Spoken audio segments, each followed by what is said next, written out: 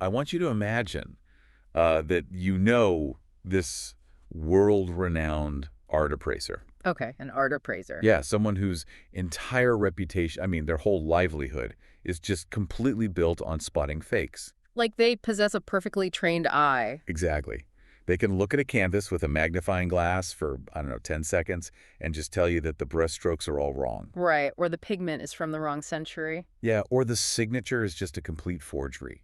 Mm-hmm. And they are ruthless about it. They just weaponize that knowledge. They really do. They destroy people's careers just by pointing out the flaws in their collections. Because they know the absolute standard of authenticity, right? And they apply it without any mercy to everyone else's gallery. Right.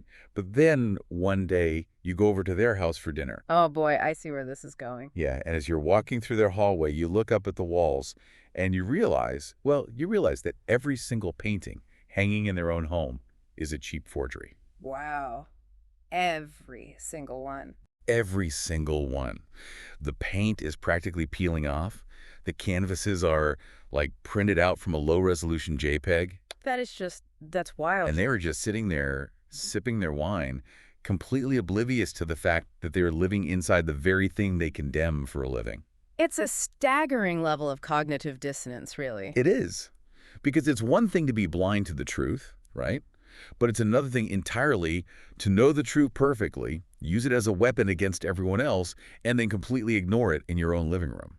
It's the ultimate psychological blind spot. And the real tragedy is that the appraiser believes that because they possess the knowledge of what is real, they somehow think they are immune to the reality of their own fakes. They conflate their ability to critique others with their own personal authenticity. Welcome to Reformed Thinking. I'm so glad you could join us today for this deep dive. Because, that bizarre scenario with the art appraiser, It's spot on. that is exactly the psychological and spiritual trap we are unpacking today. We are looking at a text that essentially just kicks the door down on that exact kind of hypocrisy. We really are. We're diving into a complete masterclass of biblical analysis from the 17th century. Yes, Matthew Poole's legendary commentary on the Holy Bible. Specifically, we are zooming in on his profound breakdown of the second chapter of the book of Romans. And honestly, reading Poole's analysis of this text, it's like watching a surgeon expertly dismantle the human ego piece by piece. Matthew Poole is such a fascinating figure to guide us through this, too. He really is. He was writing in the late 1600s, right in the heart of the Puritan era in England. The guy was intense. Very intense. This was a man who spent 10 solid years rising at 3 or 4 in the morning to synthesize all the greatest biblical scholarship of his day into these massive volumes. I can't even imagine that kind of discipline. Right. But what makes his English commentary so enduring, it isn't just his technical mastery of Greek and Hebrew. No, it's his insight into people. Exactly. It's his profound, piercing understanding of human psychology and the deceitfulness of the human heart. He understood that the greatest danger to the soul isn't always overt rebellious paganism. No, often it's highly polished religious self-deception. Which brings us perfectly to the stage that Paul has just set before we even get to chapter 2. Right. Context is everything here. Yeah, so if you read Romans chapter 1, the Apostle Paul has just delivered this sweeping, devastating critique of the pagan world. He really lays them out. He does. He lays out the absolute moral bankruptcy of idolaters, the folks living in profound darkness, the people who have completely rejected the obvious natural signs of a creator. He just goes through this whole litany of cultural decay. And you have to imagine the original audience listening to this letter being read in Rome. Specifically the moralists, the religious elite, the Jewish believers, and even the highly philosophical Gentile converts. Yeah, they're sitting there listening to Paul tear down the corrupt pagan culture around them. And human nature being what it is, they were almost certainly nodding along. Oh, absolutely. They're thinking, well, yes, Paul, give it to them. Right. Those terrible pagans out there doing all those horrific things are getting exactly what they deserve. They are incredibly comfortable playing the armchair critic. They're just enjoying the theological takedown of their neighbors. But then the text executes this incredibly sharp, almost violent pivot. It's quite the tonal shift. Right at the start of chapter 2, the very first word is therefore. Such a dangerous word in Paul's writing. It is. Paul stops looking out the window of the decaying pagan world, turns a massive spotlight directly onto the audience sitting in the front row, cheering him on, and says, "Therefore thou art inexcusable, O man, whosoever thou art that judgest." That, therefore, is literally a trap snapping shut. I want to look at who exactly Paul is pointing the finger at here, because Poole notes there's been a lot of historical debate about this target audience. There has been, yeah. My initial thought is that he's just going after the Jewish religious leaders who had the law of Moses. But Poole seems to think the net is cast much wider than that, doesn't he? The historical debate is quite layered here. Many scholars throughout history argued that Paul was actually still targeting a specific subset of Gentiles. Really? Like who? Well, not the pagan masses from chapter 1, but the Gentile philosophers, the magistrates, the lawmakers. Okay, the upper crust. Exactly. We're talking about men like Socrates, Aristides, or Seneca. The guys who literally wrote the books on ethics. Right. These were figures renowned for their public virtue. They wrote beautiful, soaring treatises on morality. They publicly censured the evil manners of the plebeians. But privately, historically, we know many of them lived incredibly corrupt lives that totally contradicted their own writing. That's exactly it. And Poole gives this striking historical example to back that up, which I find really fascinating. Oh, the Cato example. Yeah. That really stuck with me. Go ahead, unpack that one. Well, if you know Roman history, Cato the Younger was practically worshipped for his stoic virtue. He was the guy everyone pointed to as the gold standard of morality. He was the immovable object of integrity in a corrupt republic. Yeah, Poole points out that the Roman historian Velleius actually called Cato. I think the phrase was homo virtutis simillimus, meaning a most virtuous man. So according to the cultural framework of the day, Cato was the absolute pinnacle of human morality. But Poole totally dismantles that public relations image. He tears it to shreds. He notes that this most virtuous man was actually guilty of rampant extortion in his political dealings. Yeah. He essentially lent out his own wife to another politician. And ultimately, he committed suicide simply to avoid the humiliation of submitting to Julius Caesar. So you have this towering figure of public virtue who is privately a complete wreck, yet he sat in judgment over the rest of Rome. Exactly. But Poole concludes that Paul isn't just talking about the Gentile philosophers, right? And he isn't just talking to the Jewish religious elite either. No, the indictment is completely universal. Poole emphasizes that the phrase, "whosoever thou art," is a general tax levied on the entirety of humanity.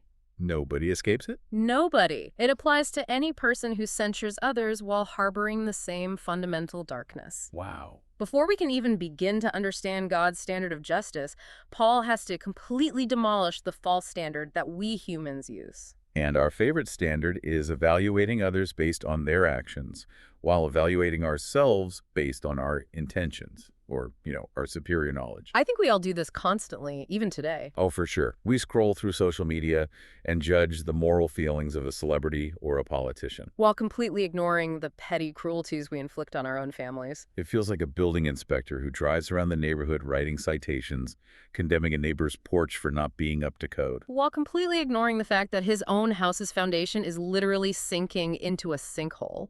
Yes. The building inspector analogy captures the hypocrisy perfectly. But let's look at the mechanical theological gut punch that Poole highlights here. Yeah, the mechanics of it are terrifying. By the very act of judging another person, you're doing something incredibly legally dangerous to yourself. You really are. When you condemn someone else for a moral failure, you are actively consenting to the righteous law of God. You're entering a plea. You're entering a plea into the cosmic court, admitting out loud, yes, there is an objective standard of justice, and yes, breaking it deserves condemnation. And by doing that, you leave yourself inexcusable. Exactly. You strip away your only defense, which would be ignorance. Yeah. You are essentially grafting and signing your own arrest warrant. Okay, but this is where I get hung up on the psychology of it. How so? Well, if the building inspector knows the building codes well enough to write the citation. Yeah. If we know the moral law well enough to judge someone else so harshly, why on earth are we so genuinely blind to our own exact same failures? It's a great question. I mean, I don't think most people are sitting there twirling their mustaches knowing they're hypocrites. I think they genuinely believe they are fine. How do we justify that cognitive dissonance? The core of the self-deception, according to Poole's analysis of verse 2, comes down to a fatal misunderstanding of how God perceives reality. Okay, break that down for me. Paul writes that the judgment of God is according to truth. Now, that word truth there doesn't just mean factual accuracy. What does it mean then? In this context, it contrasts with appearance. God judges righteous judgment.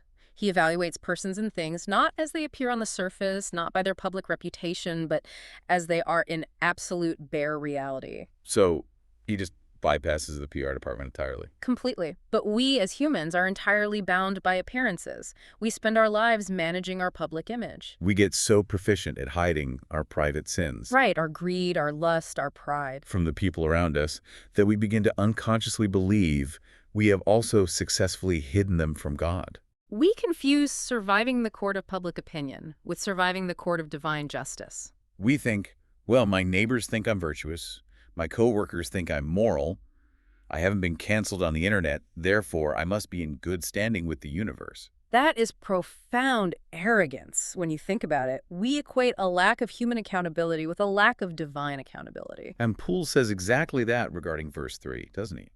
What folly and madness is it to imagine that thine own evil deeds should escape the judgment of God? Just because you didn't get caught by the human you were judging doesn't mean you slipped past the Creator. And that psychological blind spot naturally produces the next massive theological question that Paul and Poole have to tackle. It really does, because once a person is confronted with the idea that God sees their hidden hypocrisy, the immediate defensive human response is, well, if God sees all this hidden sin and he is so just, why hasn't he punished me yet? exactly. My life is going pretty well. I have a good job, a nice house, my health is fine. If I were really under divine condemnation, surely God would have struck me down by now. Yes, the classic misinterpretation of prosperity, which moves us right into verses 4 and 5. This is where Paul addresses how we weaponize God's patience against him. He writes, or despisest thou the riches of his goodness and forbearance and long-suffering, not knowing that the goodness of God leadeth thee to repentance. That word despise is so heavy there. It is. Now, when I hear the word despise, I think of venomous hatred, like I despise sitting in traffic. But Poole has a very specific definition of what it means to despise God's goodness here, doesn't he? He does. Poole argues that in this context, to despise something doesn't necessarily mean to actively hate it with venom. What does it mean?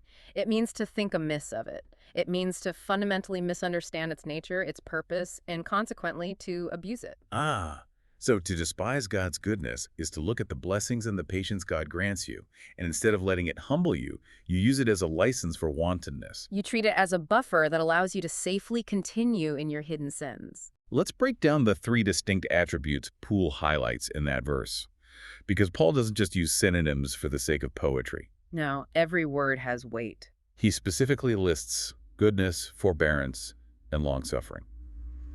What is the technical difference between these three in Poole's mind? They represent a progression of God's restraint. Okay, let's start with the first one, goodness. First, goodness. Poole defines this as the abundance of outward blessings, the prosperity we enjoy, our health, our wealth, the literal breath in our lungs. It is God's act of benevolence toward a creature that honestly deserves nothing. Right. Second is forbearance. This is God actively holding back the immediate consequence of our actions. So when you lie, cheat, or judge another hypocritically, cosmic justice demands an immediate penalty. And forbearance is God staying his hand. He doesn't strike you down in the grocery store the moment you harbor a malicious thought. And the third, long-suffering.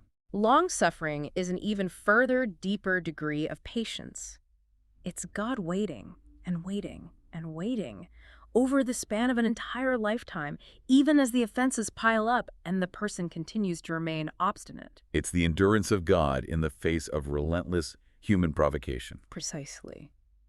You know, I was trying to think of an analogy for how we abuse this long-suffering. A lot of people compare it to a credit card where you keep swiping and ignoring the balance. That's a common one. But honestly, reading Poole, it feels far more catastrophic than financial debt. It feels more like a structural engineering disaster. Oh, I like that. Explain. Imagine you live in a valley directly below a massive, towering hydroelectric dam. Okay. And you decide to build your house right in the dry riverbed below the dam. Now, the only reason that riverbed is dry is because the dam is actively holding back millions of gallons of crushing water. Right, the water is still there. But because you look down and see dry dirt, you convince yourself, this is perfectly safe, there is no water here. That is a chillingly accurate metaphor for what Poole is describing. The dam is God's forbearance. The water is his righteous wrath against sin. Right. And every time you sin, more water is added behind the dam. The pressure is building exponentially. But you are standing in the dry riverbed, looking at your nice house thinking, look at how prosperous I am. The ground is dry. The universe clearly approves of where I built my life. You mistake the delayed destruction for a permanent state of safety. And that mistake is precisely what Paul calls treasuring up wrath. Yeah, for verse 5, yeah. He says, but after thy hardness and impenitent heart, treasurest up unto thyself wrath against the day of wrath. It is a horrifying inversion of how we normally think of treasure. It really is. Just as a greedy person obsessively hoards wealth, adding gold coin after gold coin to a vault, thinking they are securing their future, The hypocrite is obsessively adding sin after sin, drop of water after drop of water behind that dam, securing their own absolute destruction. But the text is clear that God isn't just holding the water back to be cruel or to let the pressure build just so the explosion is bigger. Right. What is the actual purpose of God holding back? Yeah. If it's not to validate our behavior, why does he do it? The text is explicit. The goodness of God is designed to lead you to repentance. That is its one and only proper intended end. God is giving you the runway of time. He's giving you space to wake up, to look at the looming dam above you, to realize your peril, and to flee from the dry riverbed before it gives way. But this is the ultimate psychological tragedy of humanity that Reformed theology highlights so clearly. Yes. God hands us this incredible tool, his patience, his long-suffering, which is explicitly designed to save us. And what does the natural, unregenerate human heart do with it? We use it to harden ourselves. We take the very mechanism of grace and use it as an anvil to forge a harder heart. The delay of judgment doesn't soften us. It makes us more arrogant, more secure in our deception. This points directly to the doctrine of total depravity, doesn't it? It does. Without an intervening supernatural act of God to change the heart, humanity will always consume God's common grace and turn it into a weapon of self-destruction. It's a devastating assessment.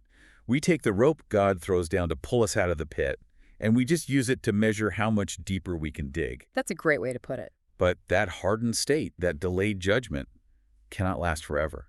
The dam eventually breaks. Paul calls this the day of wrath and the revelation of the righteous judgment of God. The delay ends, the dam bursts. And that brings us to an incredibly dense theological puzzle. Oh, yes. Because when that day comes, when the judgment actually happens, by what metric is God evaluating humanity? We are entering the territory of verses 6 through 11 now, which explore the actual mechanics of divine retribution. Verse 6 plainly states that God will render to every man according to his deeds. Yes. Okay, I have to stop and push back hard here on behalf of anyone listening who grew up in a Protestant or Reformed tradition. I know exactly what you're going to ask. Because from the time I was a kid in Sunday school, the drumbeat was grace alone, faith alone.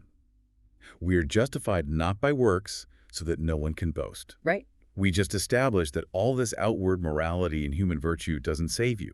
We established that God isn't looking at your polished resume. Correct. But now, in Romans 2.6, Paul flat out says God will judge every man according to his deeds. Look, if I have to show up at the judgment seat with a sufficient stack of good deeds to enter heaven, then grace isn't really grace. It sounds like a transaction. It's just a discount on a car I still have to buy with my own merit. Doesn't this text fundamentally teach earning your way to heaven? It absolutely sounds like a theology of human merit if you isolate the verse and fail to parse the underlying mechanics of Reformed theology. So how do we parse it? Well, this text has been a battleground for centuries. Rome used it against the Reformers, arguing exactly what you just said, that works are meritorious for salvation. And how do they respond? This is why Matthew Poole's precise, razor-sharp commentary here is so indispensable. Poole makes a critical distinction that saves the doctrine of grace. Okay. He says that good works are the rule of his proceeding, not the cause of his retribution. Okay, I need you to break that down for me mechanically. Hmm. What is the difference between a rule of proceeding and a cause of retribution?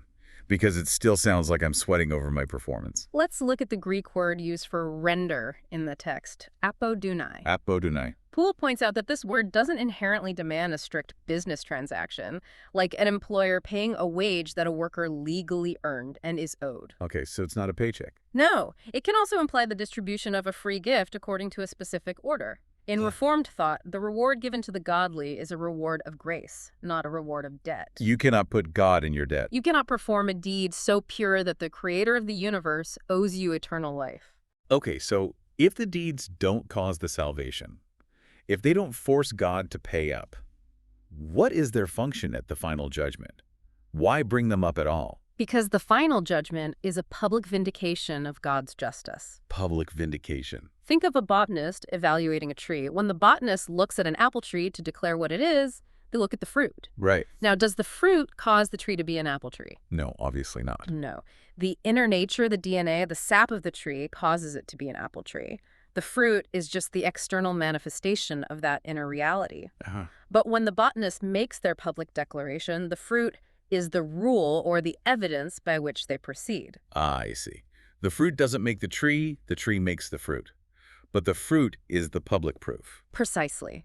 Your good deeds are not the cause of your salvation. They are the inevitable, visible evidence of a heart that has already been regenerated by grace. That makes so much sense. On the day of judgment, God isn't using your works as the currency to buy your pardon. The blood of Christ is the only currency. God is using your works as the public exhibit in the courtroom to validate the inward state of your soul. The deeds vindicate the faith. That reframes it completely. The deeds validate the state of the soul, they don't purchase it. Exactly. And speaking of the soul, Poole points out a really interesting textual detail in verse 9.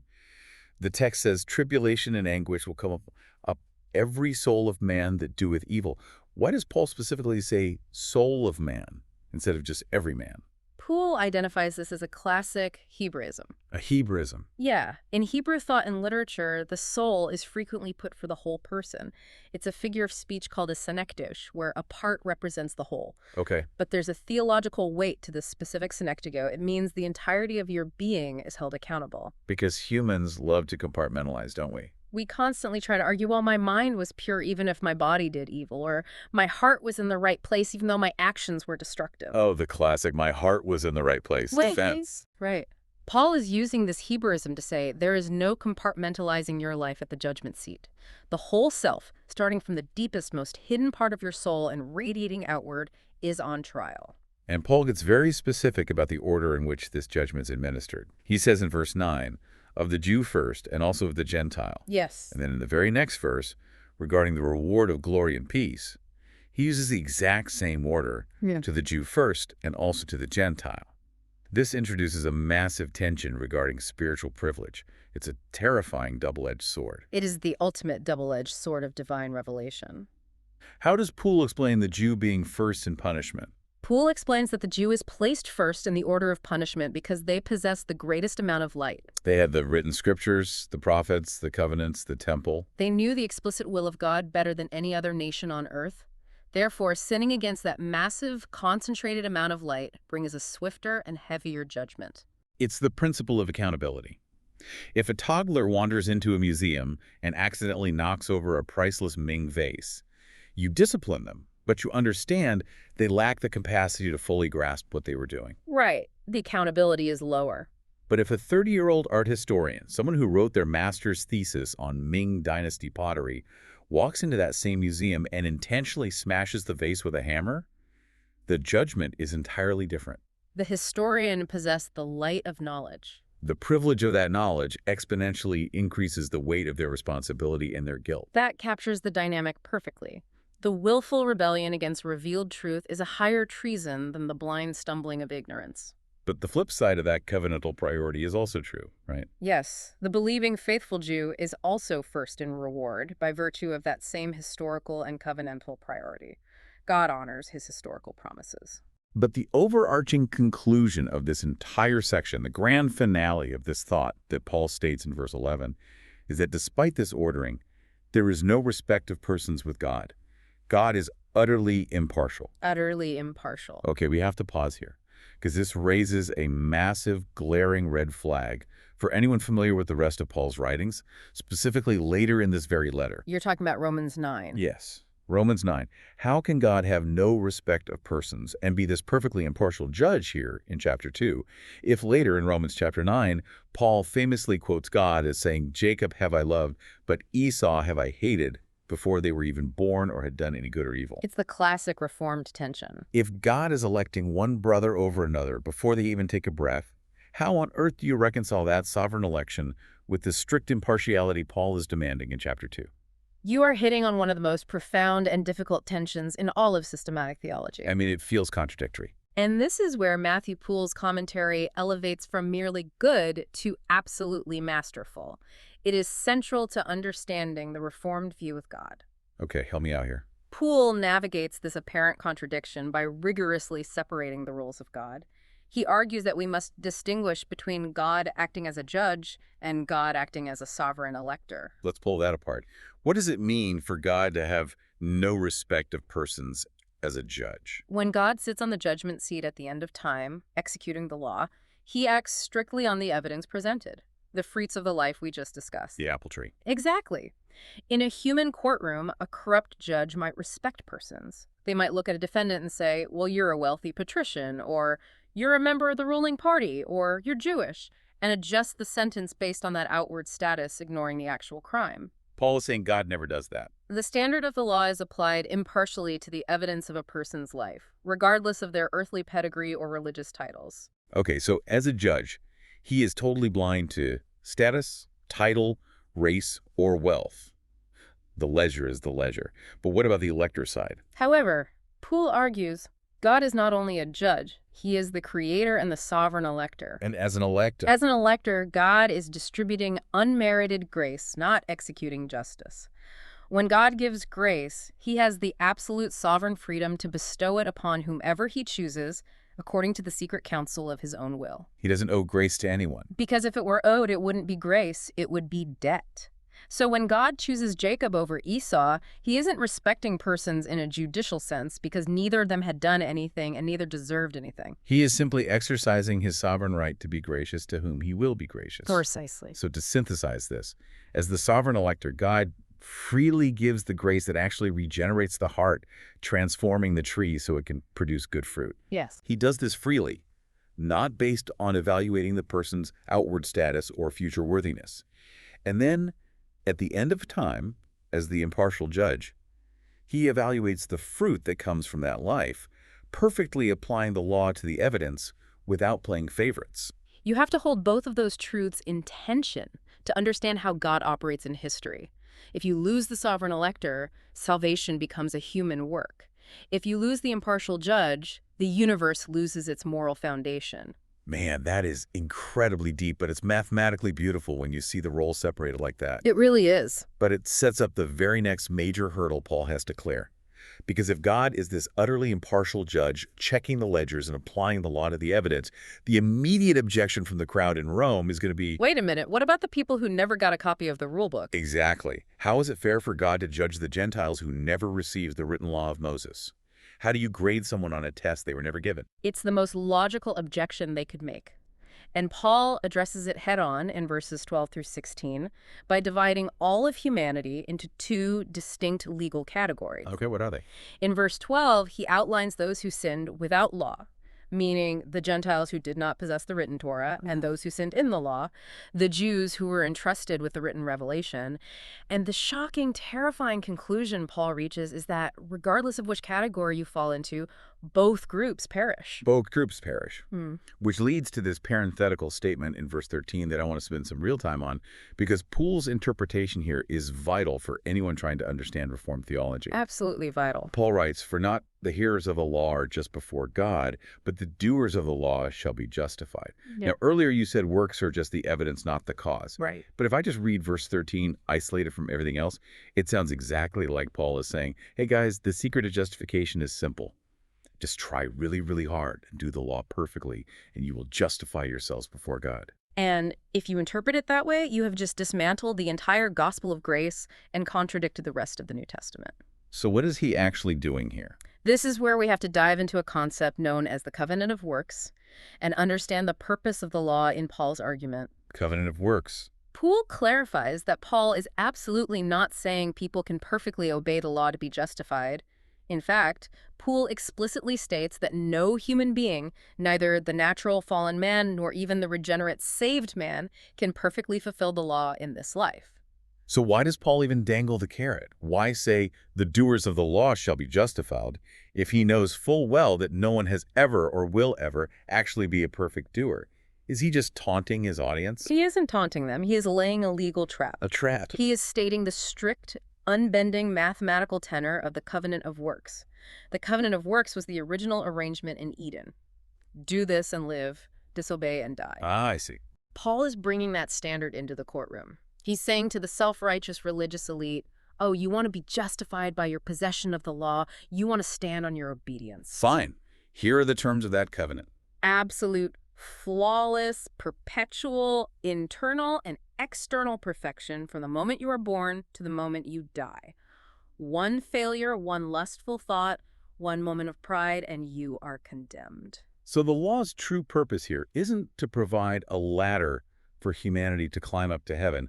It's actually designed to be impossible. Yes. The law's purpose in this context is to act as a mirror that shows humanity its total depravity. It is a weight designed to crush our pride. To trap all of humanity under the curse of failure, because only when a person realizes they are entirely incapable of climbing the ladder of the law, only when they are crushed by the weight of God's perfect standard, will they stop trying to build their own way up and finally look desperately for a substitute.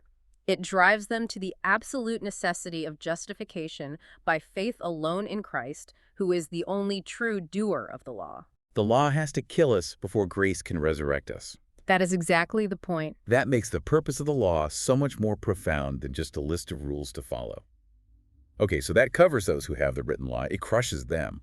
But what about the Gentiles? Right, the unwritten law. We still haven't answered how it's fair to judge them. Verse 14 says that sometimes the Gentiles who don't have the law do by nature the things contained in the law. They show the work of the law written in their hearts. Yes. Now, I know there's a massive theological landmine here. Is Paul saying the Gentiles are saved because they have a good conscience? Is this the same thing as the New Covenant promise in Jeremiah 31, where God says he will write his law on his people's hearts? That is the exact landmine that many theologians step on, and Poole addresses it head-on to prevent us from making that error. So it's not the same thing. No, it is not the same thing. We have to distinguish between the natural law written on the heart by virtue of creation and the supernatural grace mentioned in Jeremiah 31. Let's unpack the mechanics of that difference, because it sounds similar on the surface. Law on the heart versus law on the heart. The promise in Jeremiah 31 is about supernatural regeneration. It's God actively intervening to replace a heart of stone with a heart of flesh. It involves God supernaturally transforming a believer's desires, their affections, so that they actually want to obey God out of love. It's a saving grace that fundamentally alters the nature of the person.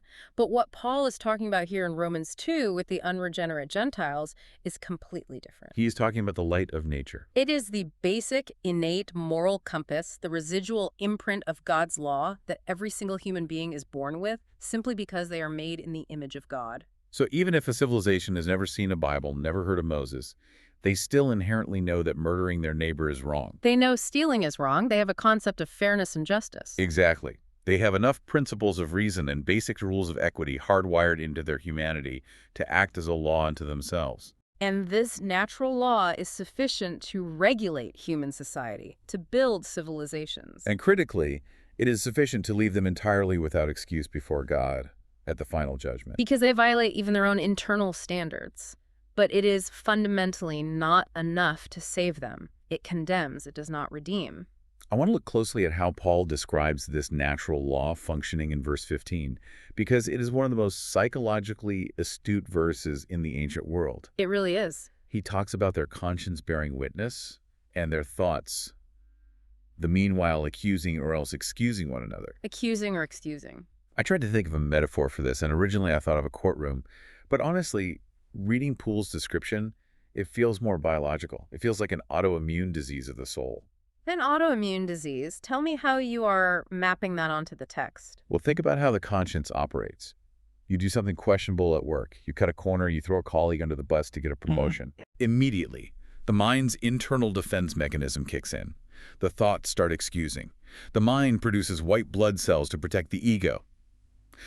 Well, we were under a lot of stress. That colleague was lazy anyway. I deserve that promotion. I'm protecting my family's financial future. The mind protects the host. But then at 2 a.m., when the distractions are gone and you're staring at the ceiling, the system flips. The mind becomes the pathogen attacking itself. The thoughts start accusing. Exactly. You lied. You destroyed someone's career. You are a fraud. You compromised every principle you claim to hold. The mind is simultaneously the pathogen and the immune system, constantly attacking and defending itself in an endless cycle. That is a phenomenal, visceral way to understand it. And Poole points out a crucial detail here. This dynamic doesn't mean different people are arguing with each other in a philosophical debate. No, it's internal. This intense, agonizing civil war is happening interchangeably within the same person. Your own thoughts are the jury, the defense, and the prosecution. You are a divided kingdom. And if we connect this to the bigger picture of Paul's argument, this internal tribunal, this exhausting autoimmune response of the conscience, is just a shadow. It is a tiny, localized preview of the final cosmic courtroom, Which Paul brings up explicitly in verse 16. In the day when God shall judge the secrets of men by Jesus Christ according to my gospel. all those secrets we managed to hide from the public, but couldn't hide from our own agonizing conscience at 2 a.m. They will be dragged into the blistering light of divine justice. And there's a fascinating, easily overlooked detail here that Poole notes about the phrase, my gospel. Oh, in verse 16. Yeah. When Paul says God will judge according to my gospel, he isn't claiming authorship. He isn't claiming that he invented this revelation in a tent in Tarsus. Right, he's not saying the gospel that I, Paul, dreamed up and owned the copyright to. No, Poole says he is claiming stewardship or dispensation. He is saying the gospel which I have been divinely entrusted to preach and dispense to the nations. The message is purely divine in its origin, even though the messenger dispensing it is human. Exactly. And speaking of human messengers, this brings Paul to the absolute climax of his argument. Yes, this is where the gloves completely come off. We are moving into verses 17 through 24. The critique gets so sharp here. Paul shifts from the universal internal law of the Gentiles, and he turns his sights directly, blisteringly, onto the religious elite. Those who hold the external, written law in their hands, who know the theology backward and forward, but fail to live it in their hearts. Up until this point, Paul has been somewhat general, addressing whosoever thou art that judgest. But in verse 17, the crosshairs lock on. He gets incredibly specific. He says, Behold, thou art called a Jew, and restest in the law, and makest thy boast of God. He is addressing the person whose entire identity, their entire sense of self-worth and security, is wrapped up in their religious heritage and their possession of orthodox theology. I want to read verses 18 through 20 and just look at the sheer arrogance that Paul describes here, because Poole really draws out the psychology of it. It's a striking list. Paul lists all the things this religious person claims to be. They claim to know God's will perfectly, to approve the things that are excellent. They are supremely confident that they are a guide of the blind, a light of them which are in darkness, an instructor of the foolish, a teacher of babes. It is a stunning, narcissistic list of self-appointed titles. Really is. Notice the binary they've created. They view everyone else in the world as blind, foolish babes fumbling in the dark, and they view themselves as the ultimate enlightened instructors, the indispensable guides to the universe. But Poole zeroes in on a devastating, clarifying phrase at the end of verse 20. Paul says they only have the form of knowledge and of the truth in the law. The form of knowledge. What exactly does Poole mean by a form? Because it implies something empty. Poole describes this form as a scheme or system of notions. It is a compendious model, artificially composed. Like a framework. Think of it like a beautifully bound, perfectly organized textbook of anatomy. They have all the right vocabulary. They have their systematic theology perfectly outlined with bullet points and subheaders. They can win any theological debate online. They can define every Greek and Hebrew term. But it's entirely theoretical. It's an empty shell of notions without the transforming power of the truth actually penetrating and altering their soul. It's the difference between memorizing the chemical formula for water, knowing it's 2 parts hydrogen and 1 part oxygen, and actually taking a drink when you are dying of thirst in the desert. That's a great illustration. If they have the formula perfectly memorized, they can teach the formula to others, but they themselves are spiritually dehydrated. They've never tasted it. And then Paul starts firing these piercing rapid-fire interrogations at them. Thou, therefore, which teachest another, teachest thou not thyself? He is exposing the terrifying hypocritical gap between what they preach from a podium of authority and what they practice in the privacy of their own lives. Thou that preachest a man should not steal, dost thou steal? Thou that sayest a man should not commit adultery, dost thou commit adultery? Thou that abhorrest idols, dost thou commit sacrilege? Okay, let's pause right there. I have to ask about this word, sacrilege. It's a heavy word. Yeah, because when I hear sacrilege, I picture rebellious teenagers spray painting a church or someone burning a sacred text.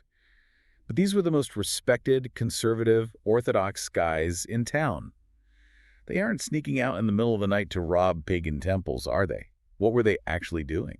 This is one of the most intriguing and historically layered parts of Poole's commentary, because historically, after the Babylonian exile, the Jewish people were incredibly strict about avoiding outright physical idolatry. Right, they learned their lesson on that one. They abhorred idols, just as Paul says. They wouldn't even touch them. But Poole unpacks several fascinating theories on what this sacrilege actually entailed, and it is vastly more insidious than just smashing a statue or robbing a temple. So if it's not physical robbery, how are the religious elite committing sacrilege? Poole suggests three main avenues. First, it might refer to covetousness, which Paul elsewhere explicitly calls a form of idolatry. But specifically, it was a hypocritical covetousness. Exactly. They might have been taking things that were consecrated for destruction, items associated with pagan idols that the law commanded should be utterly destroyed, and secretly turning them to their own private financial advantage. Oh, wow. So publicly, they condemn the idol as an abomination, but privately, they melt down the gold it was made of and pad their own bank accounts. It's spiritual embezzlement. That's exactly what it is. A second theory Poole offers is that their sacrilege consisted in withholding tithes and offerings from God. By keeping what belonged to the temple for themselves, they were literally robbing God, which is the ultimate sacrilege. But the third theory, and perhaps the most profound from a Reformed theological perspective, is that their sacrilege was polluting the pure worship of God with corrupt, man-made traditions. That hits so hard. So sacrilege isn't just stealing physical gold from an altar. Sacrilege is hijacking God's established way of worship. It's taking the pure ordinances of God and replacing them with your own human inventions, your own traditions, making God's actual commands of no effect because you've buried them under your own religious bureaucracy. Precisely. They took the holy, life-giving law of God and buried it under thousands of their own nitpicky, legalistic rules, completely missing the heart of the covenant. They made themselves the lords of the law. And the devastating consequence of all this layered hypocrisy, the greed, the secret sin, the polluted worship, is laid out in verse 24. Paul writes, "For the name of God is blasphemed among the Gentiles through you." That verse is an absolute gut punch. Because of their hypocrisy, the outside world, the pagans they were judging, look at them and say, if that is what your God produces, if your theology produces men who are arrogant, greedy, and hypocritical, I want absolutely nothing to do with him. It's tragic. Think about how relevant this is today. When a major religious leader falls, when a scandal breaks in a prominent church, it does more damage to the faith than 1,000 secular arguments. It undoes years of work. Nothing drives people away from the truth faster than the blatant, unrepentant hypocrisy of its loudest defenders. It is an undeniable, tragic, historical reality. When the watching world sees moral rot hiding behind a veneer of theological superiority, they don't just judge the hypocrite. They judge the God the hypocrite claims to represent. The hypocrite becomes an anti-evangelist, actively repelling people from the kingdom of God while claiming to be its chief ambassador. Which brings us to the final showdown of the chapter. We are looking at the final verses, 25 through 29. The religious elite have just had their moral superiority absolutely shredded by Paul. Their theological resumes are burning on the floor. They are backed into a corner with nowhere to hide. So they do. They fall back on their final, most desperate line of defense, their outward rituals, specifically the ultimate badge of covenant membership for the Jewish male, physical circumcision. This was their absolute trump card.